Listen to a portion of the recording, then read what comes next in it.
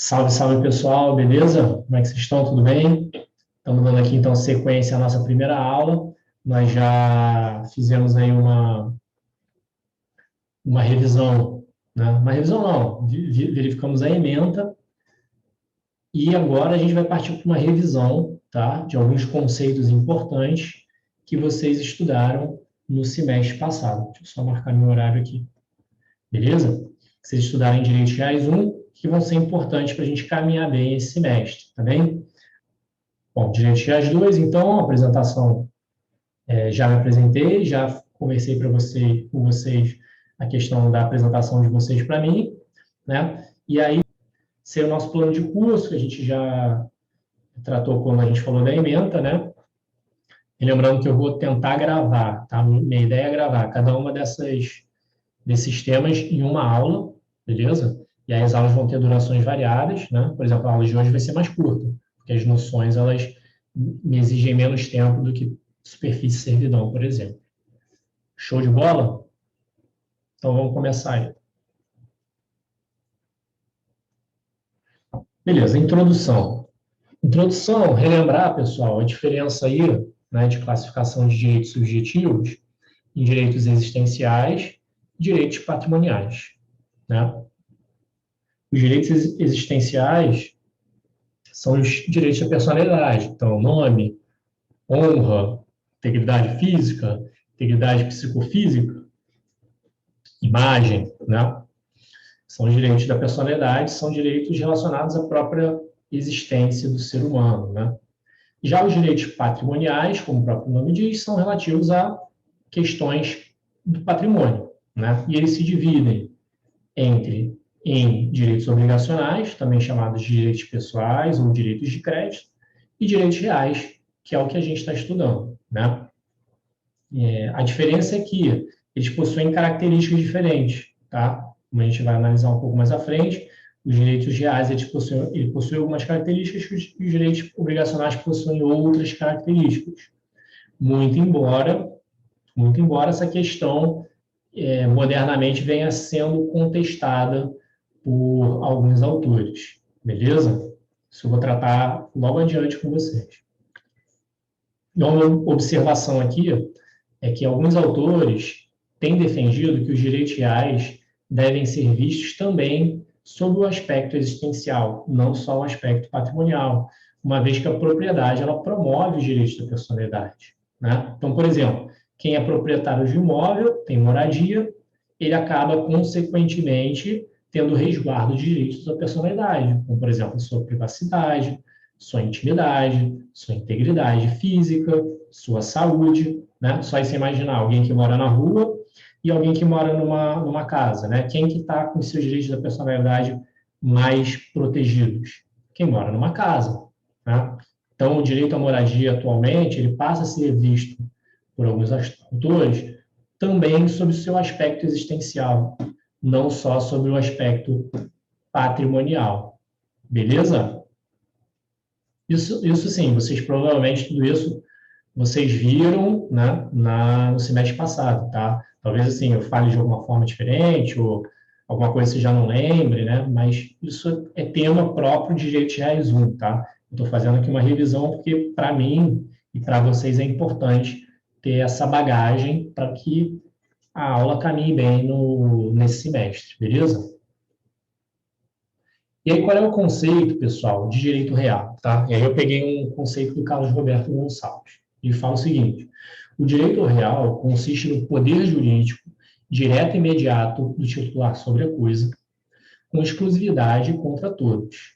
No polo passivo, incluem-se os membros da coletividade, pois todos devem abster-se de qualquer atitude que possa turbar, atrapalhar o direito do titular. No instante em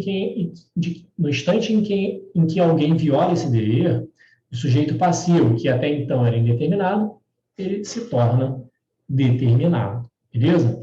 Aqui nesse conceito a gente já consegue extrair algumas características dos direitos reais que hoje diferenciam dos direitos obrigacionais, né? Então, por exemplo, disse que os direitos reais há uma relação, né? Há um poder direto e imediato do sujeito com a coisa, tá? Os autores mais tradicionais, pelo menos. Então, e por conta disso, de ser uma relação entre o sujeito e a coisa, né, não se exige cooperação. Por exemplo, você não precisa que ninguém faça nada para você conseguir exercer o seu direito. Basta você estar na coisa e ninguém te atrapalhar, né? Diferente de um direito obrigacional, que você, ao celebrar um contrato de... Vou pegar um contrato aqui que não confunda. Ao celebrar um contrato de compra e venda de uma bicicleta, por exemplo, né? Você tem ali, você precisa que a outra parte ela coopere com você, ela te entregue a bicicleta, né? E quem é o dono da bicicleta precisa que quem está comprando lhe entregue o dinheiro, né? Então, você precisa ali da cooperação do devedor para que o direito seja exercido, né? Tal já não ocorre nos direitos reais. Nos direitos reais, como a relação seria direta entre a pessoa e a coisa, você só precisaria que ninguém te atrapalhasse para você exercer o seu direito. Beleza? Outra característica aí, essa questão a quem se dirige, né? Quem é o sujeito passivo, tá? Então, no direito obrigacional, disse que eles são oponíveis a todos. A coletividade, que aí o termo em latim é erga omnes, certo? Enquanto os direitos obrigacionais, eles teriam eficácia entre as partes contratantes, entre os negociantes, por isso ele seria, em latim, uma eficácia relativa, em latim, inter partes, tá? E aí, é claro, sendo nos direitos reais, sendo o sujeito passivo toda a coletividade, né? Se alguém violar o seu direito, esse sujeito que era determinado, que era a coletividade, ele passa a ser determinado, né? Ele passa a ser o João, invadiu sua fazenda, o João danificou danificou a sua propriedade, né?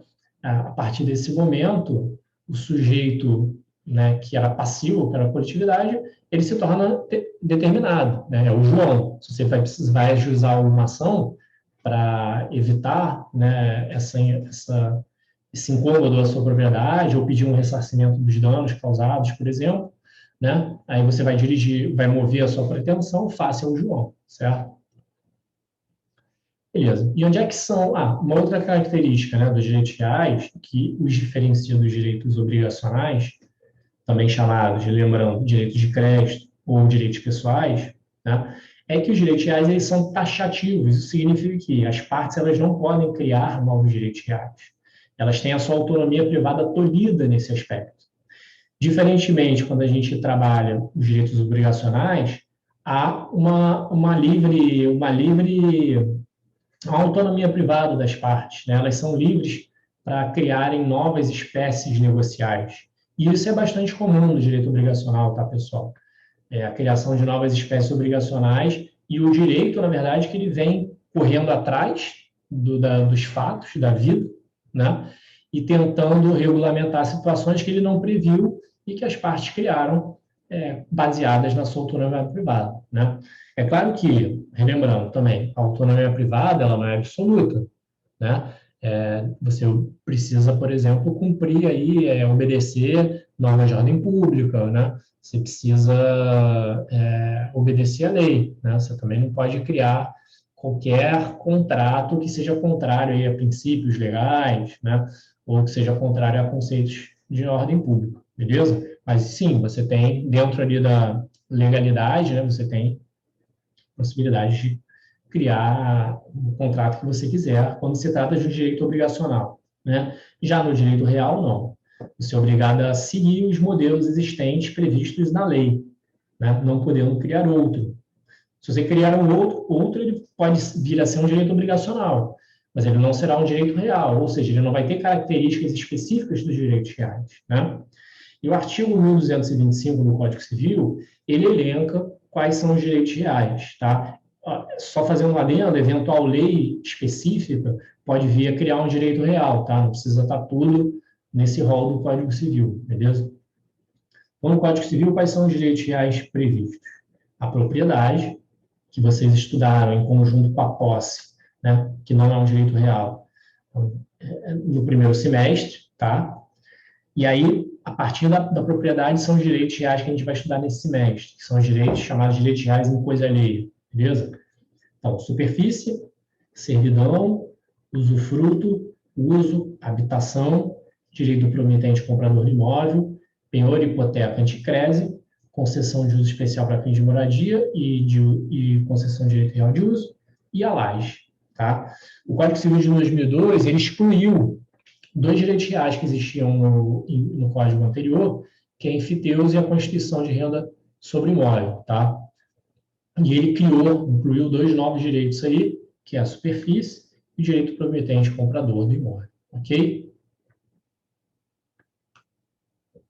Então, quais são as características aí dos direitos reais? Né? No que os direitos reais se diferenciam dos direitos obrigacionais? Tá? Principais características, ressaltando que alguns autores entendem que essa divisão, que outrora já foi muito forte, né? Muito presente, hoje em dia não faria mais tanto sentido, ou seja, alguns autores defendem uma certa unificação, né, dos direitos patrimoniais, né? Ou seja, uma unificação dos direitos obrigacionais e dos direitos reais, tá? Eu vou explicar um pouquinho aqui conforme eu for trabalhando as características, beleza?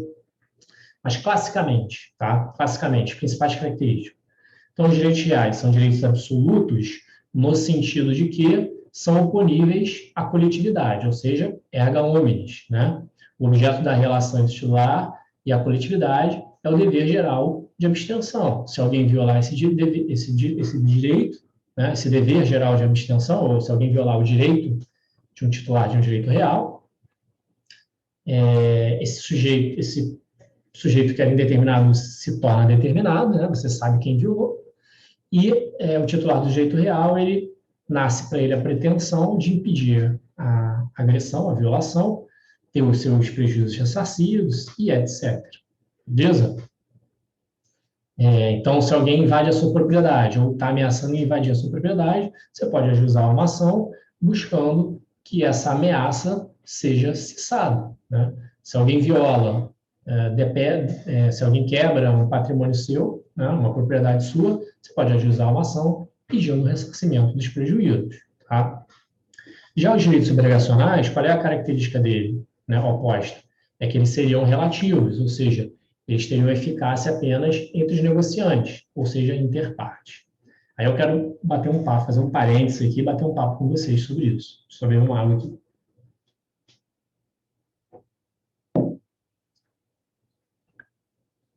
Quando a gente diz que os direitos reais são absolutos, vocês têm que ter na cabeça a noção de que nenhum direito é absoluto no sentido de que pode ser exercido sempre e de qualquer maneira, certo?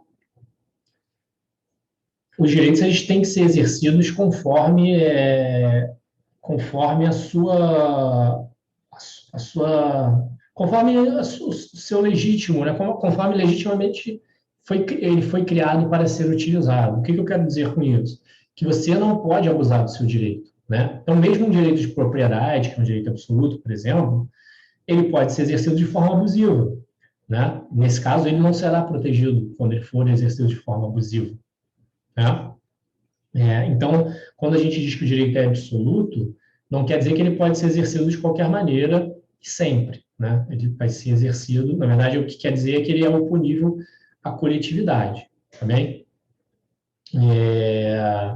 Segundo ponto, os direitos obrigacionais, né, eles são relativos, ok, mas diversos autores questionam essa classificação, né? Porque cada vez mais, não cada vez mais, mas os direitos obrigacionais, muitas das vezes, eles passam a ter também eficácia contra terceiros, eficácia externa, né?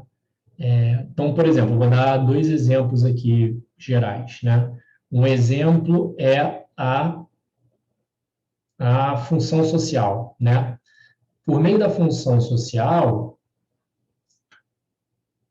terceiros que não fazem parte de um determinado contrato podem ser, sim, obrigados a respeitar esse contrato, tá? E aí se dá o nome de tutela externa do crédito, né? O seu crédito ele tem que ser protegido, e aí crédito por quê? Porque é baseado no direito de crédito, direito real, direito obrigacional, ou direito também chamado de direito pessoal, né?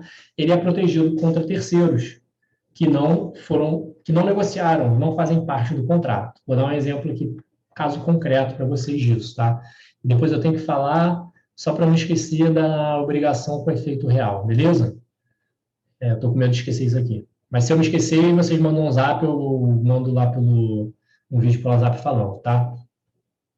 Beleza, então dar um exemplo aqui do caso do Zeca Pagodinho, tá? Zeca Pagodinho, Skin Cariol e Brahma Chopp, beleza? O Zeca Pagodinho, classicamente, ele é um notório bebedor de cerveja Brahma, tá? Desde sempre foi assim. E ele até fazia comercial da Brahma, né? Ele era garoto propaganda da Brahma, bastante conhecido. Ocorre que, num determinado momento, há uns anos atrás, a Skin Cariol, ela contratou o Zeca Pagodinho para ser garoto propaganda dela. O Zeca Pagodinho estava livre, não tinha um contrato com a Brahma. A Skin Cariol falou, Zeca Pagodinho, quer ser meu garoto propaganda, fazer a propaganda para mim? O Zeca Pagodinho topou, tá? E aí, qual foi a propaganda? Né? Tiveram diversas propagandas, mas a mais expressiva, assim, uma das mais expressivas, foi a propaganda chamada Experimento. Porque a Skin Cariol, ela era... Eu acho que eles tinham, na verdade, criado a nova Skin Cariol, né? A nova Skin. Eles tinham saído da Skin Cariol, tinha muita rejeição, e criaram a nova Skin. Nesse momento que eles contrataram o Zeca Pagodinho. E aí eles queriam mostrar à população que era uma cerveja diferente, queriam que o pessoal desse chance, né, de experimentar a cerveja. Porque a Skin Cariol tinha uma certa rejeição.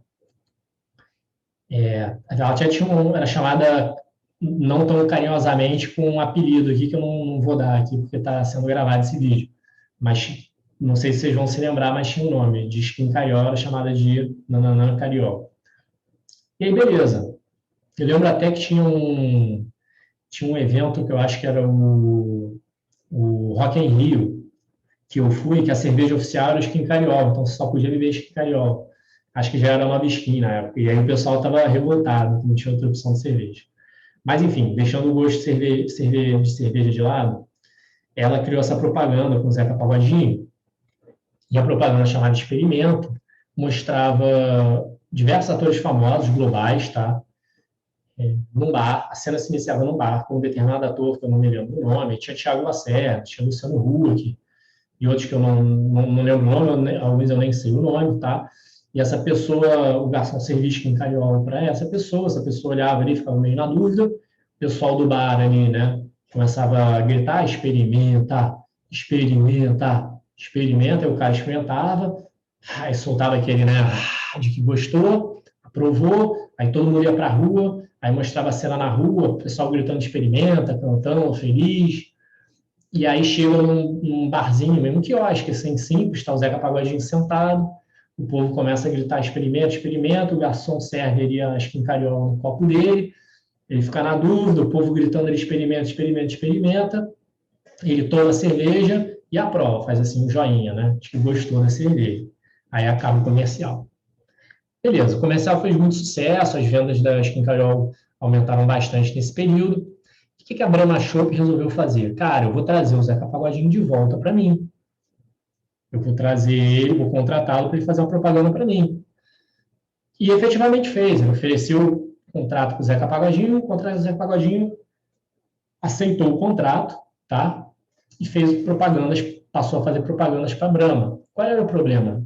O problema era que o Zeca Pagodinho estava vinculado a um contrato com a Skin Cariol nesse momento.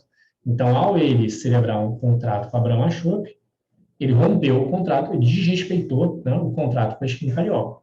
E aí, como é que era o contrato com a Brahma Chopp? Né? Como é que foi como é que não era o contrato, não? Como é que foi a propaganda, né, da Brahma Chopp? Com a volta do Zeca Pagodinho, né? Era Amor de Verão. O nome da propaganda era Amor de Verão.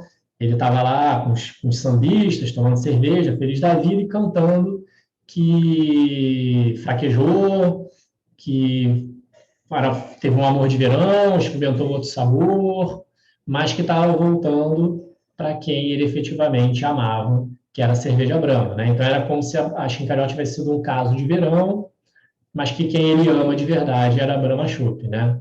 Ele até fala, fui provar outro sabor, eu sei, mas não largo o meu amor, voltei. Esse era o refrão da música, tá?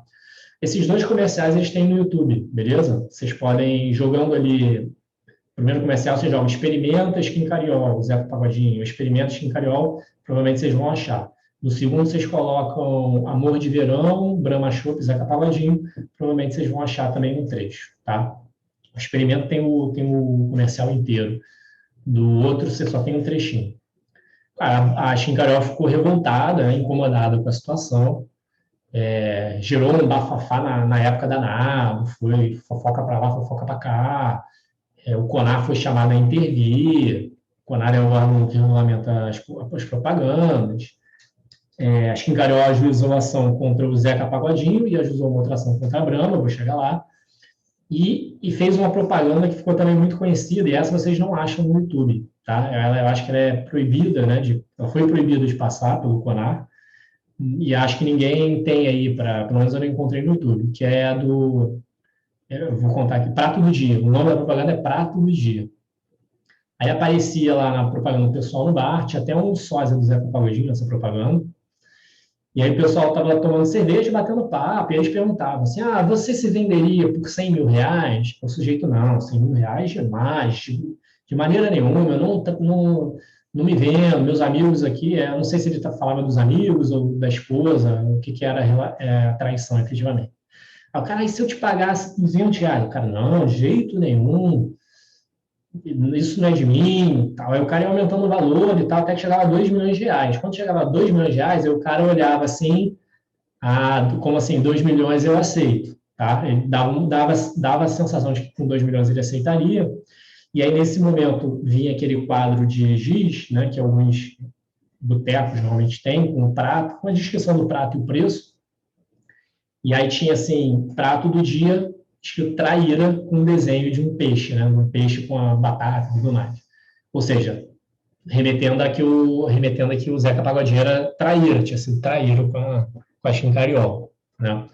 E os 2 milhões, dizem na boca miúda aí, que a Chincariol botou propositalmente 2 milhões, o cara, né, ele traiu quando chegou nos 2 milhões, porque esse era o valor que, à época, a Brahma Chopp tinha pagado para o Zeca Pagodinho para fazer o contrato, a propaganda com eles, entende?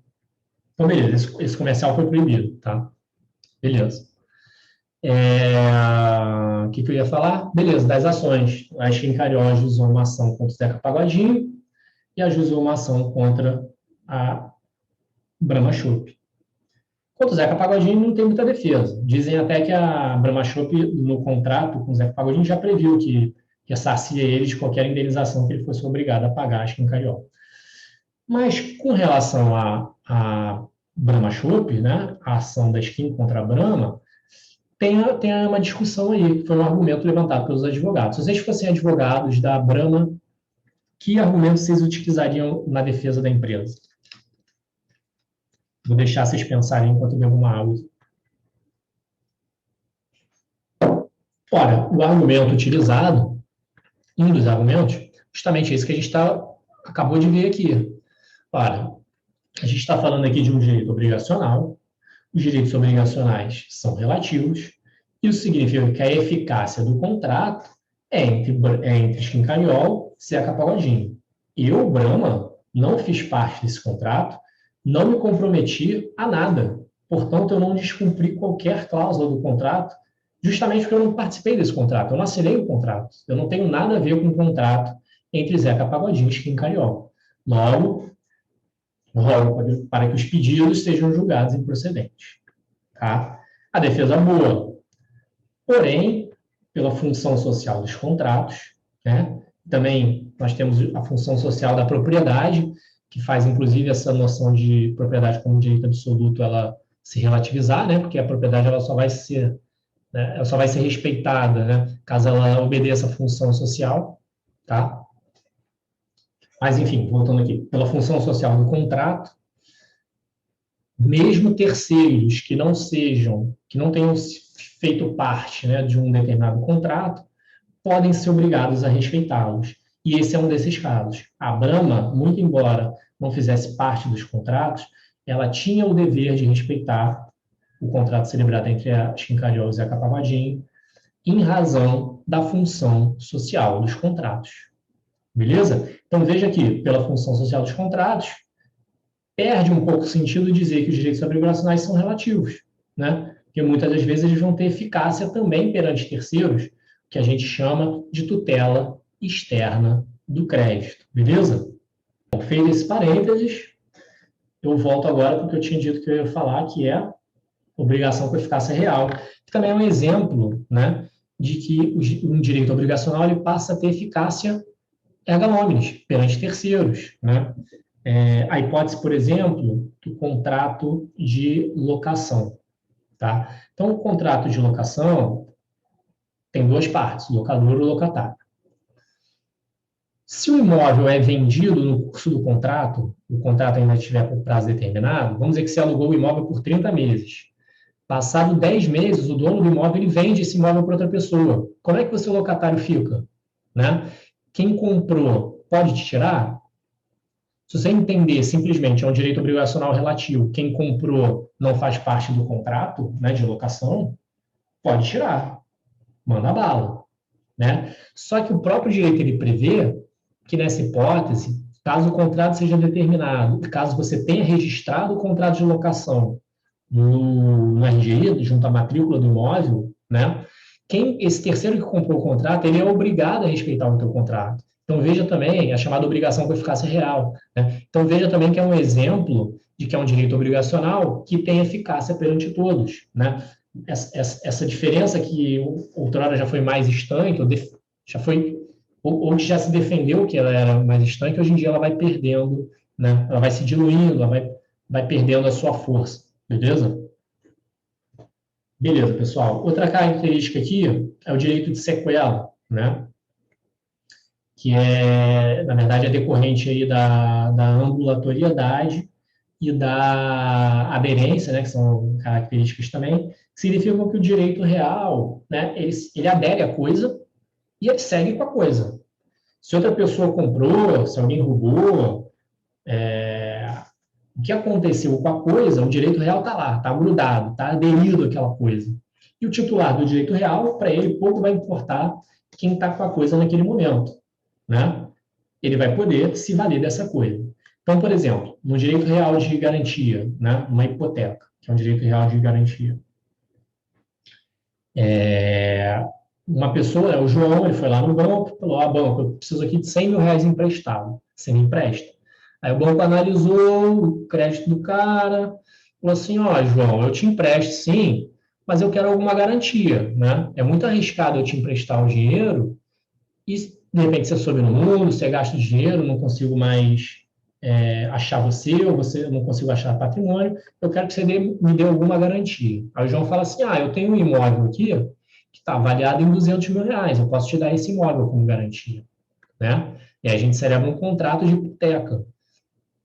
E o banco fala, beleza, eu topo. A hipoteca a gente vai estudar mais à frente, tá, pessoal? Então não precisa se preocupar com isso, só entendam que é uma forma de garantir o crédito do banco, tá? Aí o banco fala, beleza, então eu aceito, eu te empresto 100 mil reais, você me dá como garantia, você tem que me pagar 100 mil, você tem que me pagar 120 mil reais, porque 20 mil são juros, né, pelo uso do meu dinheiro, você vai me pagar parcelado, e eu tenho como garantir o seu imóvel. Isso significa que, se você não pagar, eu vou pegar o seu imóvel, vou vender, com dinheiro obtido na venda, vou pagar o que você me deve, e se sobrar algum valor, eu te dou. Beleza, fechado o contrato. E aí o João recebe, né, passado uns 3 meses, 5 meses, ele recebe uma oferta pelo imóvel da Maria. Tá? E ele acha interessante, beleza, vou vender, Maria, te vendo o meu imóvel. Beleza. Depois que ele vendeu o imóvel, ele foi para Las Vegas, ou foi para a Argentina, e gastou todo o dinheiro dele no cassino. Não conseguiu mais pagar o empréstimo do banco, o banco cobra dele, e aí pergunta, o banco que tinha aquele imóvel como garantia, vai poder continuar usando aquele imóvel como garantia? Né? Uma vez que o imóvel já não está mais com o João, né, e foi transferido, foi vendido para Maria? Resposta, sim. Por quê? Direito de sequela. Né? pouco ele pode perseguir, uma vez constituído o direito real, né, e a gente vai ver que direito real sobre imóveis, eles são constituídos mediante o registro, tá, em regra, no RGI, uma vez que essa hipoteca, né, para ser hipoteca, ela tem que ter sido registrada ali. A Maria, quando comprou o imóvel, ela pegou a certidão de anos de imóvel, ou poderia ter pegado, e viu ali que tinha uma hipoteca, né? Ao ela ver que tinha uma hipoteca, ela sabia, ó, estou comprando um imóvel, mas eu estou assumindo um risco. Qual é o meu risco? Se o João não pagar o que ele deve para o banco, esse meu imóvel aqui, que eu comprei, vai poder responder pela dívida, mesmo não sendo mais de João. Beleza? Isso aí é o chamada característica da sequela, né? Que é oriundo justamente dessa ambulatoriedade, da aderência. Tá? Já os direitos obrigacionais diz que eles não possuem essa característica de sequela. Beleza? Beleza. Outra característica dos direitos reais é que eles são previstos no rol taxativo, isso a gente até tratou no slide anterior, né? E as partes, elas não podem criar novos direitos reais, beleza? Elas têm que seguir os direitos reais previstos em lei, que são aqueles do... Não, a gente vai analisar mais à frente o rol. Ou a gente já analisou, agora já não lembro, a gente já analisou o rol dos direitos reais, beleza. Já os direitos obrigacionais, eles são exemplificativos porque vigora a autonomia privada das partes na criação de novos direitos, beleza?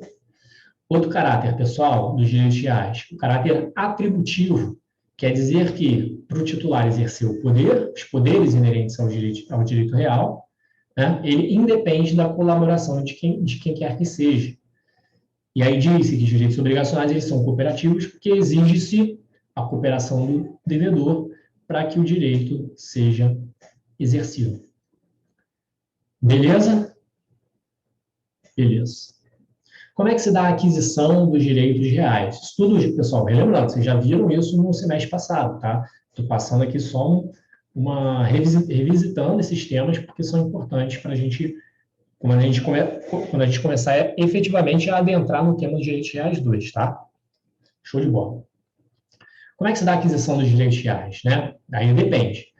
Em regra, se os direitos reais forem sobre coisas móveis, por exemplo, um veículo, né, uma joia, eles são transmitidos por ato inter vivos quando há a tradição, tá? Ah, por que você falou entre atos entre vivos, né? Porque se for atos quando uma pessoa morre, né? A tradição, a transferência, ela se dá por uma ficção legal imediatamente. É o chamado princípio de Saizzini, ou droit de Saizzini, direito de Saizzini, que vocês vão estudar quando vocês estudarem direito sucessório.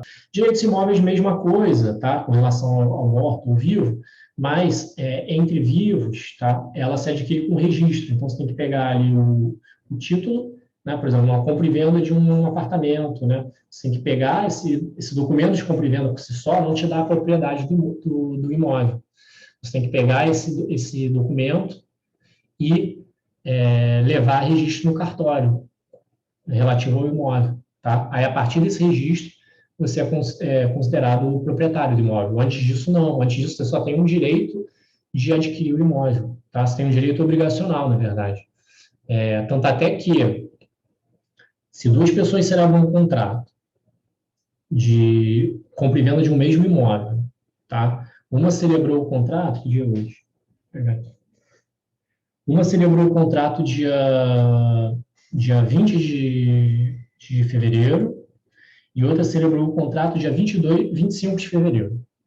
O cara vendeu o mesmo imóvel, o cara é um 71, um cara safado, ele é proprietário de imóvel, mas ele vendeu para duas pessoas. Para uma ele vendeu no dia 20 e outra ele vendeu no dia 25. Quem é o proprietário desse imóvel? Pela informação que eu dei, a resposta que vocês têm que dar é não sei. Porque não é a data de quem assinou o contrato de compra e venda que define, né, quem é dono do imóvel. Porque, veja, a propriedade, sendo um direito real, ela só se constitui ou transmite com o registro. Portanto, quem vai ser proprietário desse imóvel é quem pegou esse contrato e primeiro levou a registro. Beleza? Então, vamos dizer que o cara no dia 20, vou viajar agora, daqui a um mês, vou esperar um pouco aí para registrar. Fazer uma viagem com a minha família e tal. O outro cara que assinou no dia 25, no mesmo dia levou no cartório, registrou. Quem vai ser o proprietário? O cara que assinou o contrato no dia 25, beleza? Por quê? Porque o direito reais sobre imóveis se constitui com, ou transmite como registro no cartório do registro de imóveis competente. Beleza? Claro, a gente tem também as exceções aí, como, por exemplo, a avulsão, uso capião, a comunicação de bens, celebração do casamento, né? Dependendo do regime de casamento, os bens eles ficam em comunhão. Todos os bens, ou pelo menos parte dos bens, eles se tornam dos dois, mesmo que não tenha havido registro, beleza? Isso vocês vão ver quando vocês tratarem aí de direito de família, tá? Se não me engano, é próximo semestre, ou no seguinte. Beleza, então, como eu comentei, antes da tradição do registro, existe apenas um direito obrigacional, mas não um direito real. Isso significa que você não tem as características ali do direito real presente, enquanto você não transmitir, né, que a tradição é a entrega, né, enquanto você não entregar a coisa, se for uma coisa móvel, e se for uma coisa imóvel, enquanto você não registrar. Beleza. Outra questão importante aí para a gente relembrar. Quais são os poderes ou faculdades inerentes à propriedade? Né? Eles são 4. Usar, fruir, dispor e reaver. E aí, o que eu preciso que vocês lembrem? Primeiro, o que é cada uma dessas coisas? Né? Usar é o poder de utilizar a coisa, ou manter à sua disposição. Repito, utilizar a coisa ou manter à sua disposição. Isso significa que, pessoal, você está usando um carro, juridicamente, quando o seu carro está na garagem. Beleza? Não é porque você está na tua casa e você não está sentado no carro dirigindo que você não usa o carro. Juridicamente, você continua com o poder e a faculdade de utilizar, ok? Você está exercendo esse poder. Porque o uso ele significa, né, utilizar ou simplesmente manter à sua disposição. Beleza? Fruir, também chamado de gozar, é o poder de extrair benefícios econômicos da coisa, né? Então, quais são esses benefícios econômicos? São os frutos e os produtos. Aí, lembrando, os frutos são aqueles acessórios que são renováveis, né? Que você retira do bem, eles são renováveis. Então, e os frutos são classificados didaticamente em naturais, industriais e civis. Frutos naturais, por exemplo, uma laranja, uma maçã, né? Você tirou, nasce outra depois. Fruto industrial, você pegou essa maçã que nasce depois, mas transformou ela numa coisa, fez uma geleia, por exemplo. Então, esse é um fruto industrial. E fruto civil são os aluguéis, né? Um aluguel de imóvel, por exemplo, é um fruto civil, tá? Já os produtos são aqueles acessórios que, ao serem retirados do principal, eles vão destruindo o principal, né? Reduzindo o principal. Exemplo, o ouro. Você vai tirando o ouro, no momento ali acaba o ouro, não tem mais ouro. Pedra, você vai tirando a pedra, no momento acabou a pedreira, né? Então são produtos, beleza? Isso tudo aí está escrito aí. Outra faculdade ou poder inerente à propriedade, dispor, né? É o poder de decidir quanto ao destino a ser dado à coisa. Vai alienar totalmente, que seria vender, doar, vai alienar parcialmente, por exemplo, instituir uma servidão, usufruto, que a gente vai analisar nas aulas seguintes, vai abandonar a coisa, né? Vai destruir a coisa, tá? Isso tudo é inerente ao poder de dispor. E o poder ou faculdade de reivindicar é o poder de reaver a coisa de quem quer que justamente a possua ou detenha. Beleza?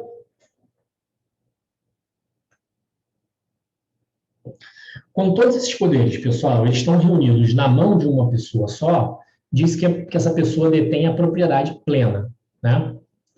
Quando, no entanto, essa pessoa transfere um ou alguns dos poderes, por exemplo, o uso, a fruição, né, para outra pessoa, esse proprietário ele passa a ter a propriedade limitada. Limitada por quê? Porque ele transferiu alguns dos poderes, né, alguns dos poderes inerentes à propriedade para um terceiro. Que é justamente quando isso ocorre, tá, que surgem os direitos sobre coisa alheia. Né? Quem adquire esse direito passa a ter um direito real sobre coisa que não é dele.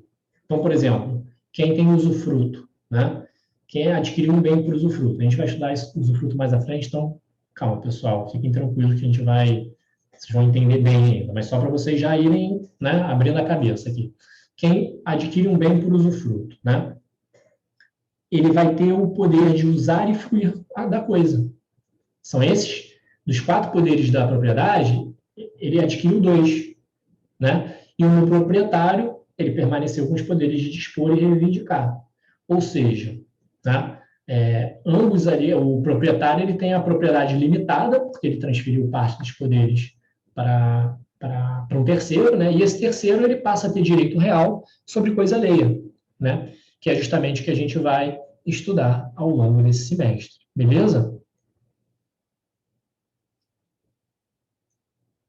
Bom, e aí, como eu falei, né, quem é titular ali da propriedade, o proprietário tem direito real sobre a coisa própria, né, a propriedade, e quem, né, tem o direito real sobre coisa alheia, onerando ou limitando, né, o direito do respectivo dono da coisa, é titular de um direito real em coisa alheia, e que são os que a gente vai estudar.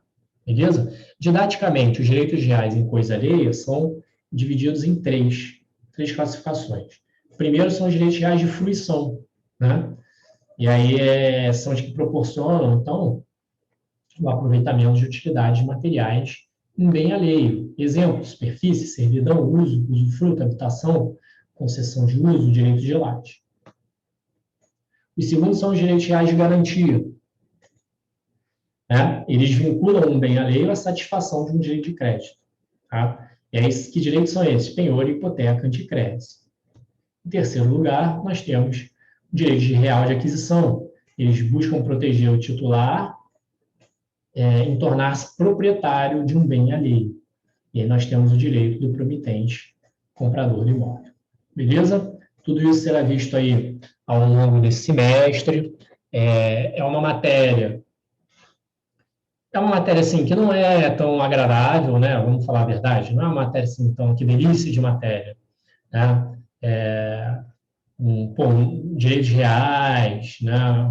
Contratos, até consumidor, são temas assim mais interessantes, né? Mas é um tema importante, sim, é importante. E além disso, dá para tentar extrair aí questões interessantes dentro desse tema, né? Acho que o desafio é esse, beleza? O meu desafio, pelo menos particular, é tornar essa matéria divertida para vocês, beleza? Então, pessoal, hoje a gente encerra a nossa aula, tá? E aí, próxima aula, a gente já adentra em superfície, beleza? Então, pessoal, foi um prazer aí conhecê-los, repetindo aí, uma honra eu estar tendo a oportunidade de dar aula na FRJ, faculdade na qual me formei, é muita felicidade mesmo que eu estou aqui. E qualquer dúvida, inquietação, sugestão, elogio, crítica, fiquem à vontade, vocês têm meu e-mail, vocês têm meu telefone, fiquem à vontade para falar comigo, beleza? Grande abraço, até a próxima, valeu!